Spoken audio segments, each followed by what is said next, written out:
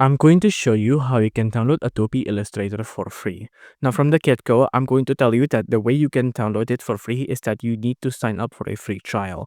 But this is what the Adobe one advertised. So for example, if I do Adobe Illustrator free, if I type that in here, Adobe Illustrator free, you can find the Illustrator free download and free trial page right here on the very top. If I tap on this, you can see it'll redirect me into the 7-day free trial of Illustrator. So the way this works is that on the 7-day free trial, you won't be charged anything. After you've reached day 8, you will be charged something, but you can get your money back up until day 21. Beyond that, then there's no going back. You'll need to go on with your subscription. But if you want to enter in, just tap on Start Free Trial here. Now, on the Start Free Trial here, you will have to enter in like your visa. Now, I'm going to tap on Continue. Now, you need to enter in your visa, but again, you won't be charged anything. I'm going to show you real quick on the next page here. You can see, let's just wait for this to load.